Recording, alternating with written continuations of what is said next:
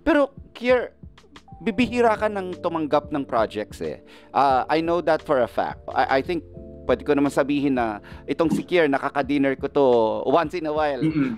If Yeah. not, nakakwento mo sa akin na parang may offer sa'yo pero hindi mo tinanggap. Bakit ganon? Bakit parang choosy ka pagdating sa projects? Mm-mm. Kasi ang ano ko dyan, di ba Nelson, huminto ako sa showbiz, sa pag-arte. Ay, hindi ako nag-retire, hindi ako nag-quit. I just stopped.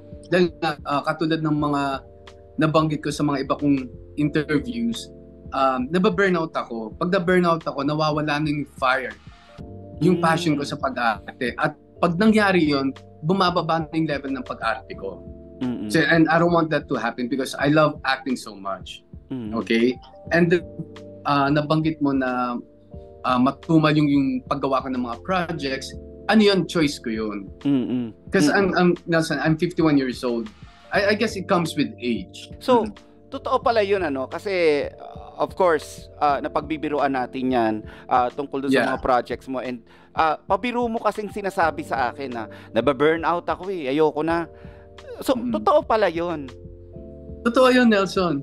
Basta pag dinadaan mo lang sa biro parate. Dinadaan ko lang sa biro, pero totoo yun, Nelson.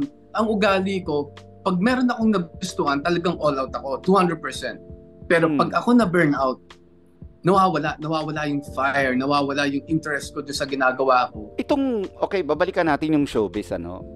Ano yung mga, would you care to share kung ano yung mga bagay na nagpa-burnout sa'yo? For you to, parang may term dyan ngayon ng mga millennials tsaka mga Gen Z, yung quiet quitting eh. So, kumbaga, quiet quitting. Oo.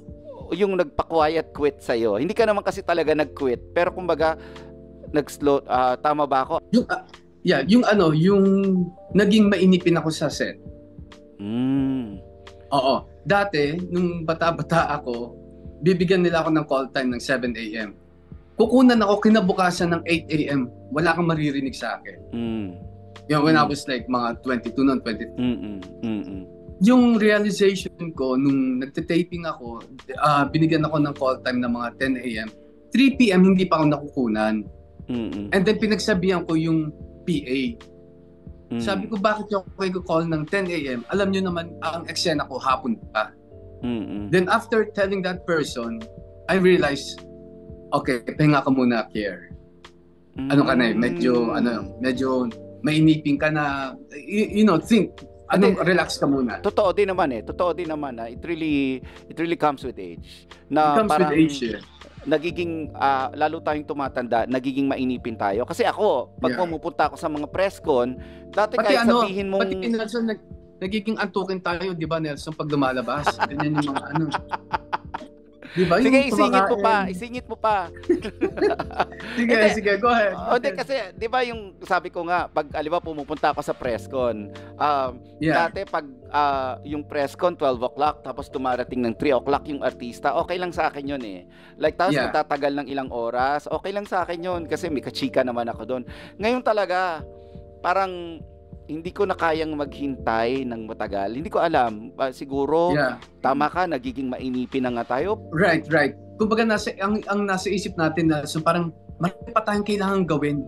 Sayang yung oras. Yun ang tumatakbo sa isip ko. Parang, okay, marami akong kailangan gawin. Magte-take na ba tayo? Because I have to go home. Kailangan ko i-check yung wife ko kung anong ginagawa, kamusta yung bahay. So, marami nang nangyayari compare nung single ako.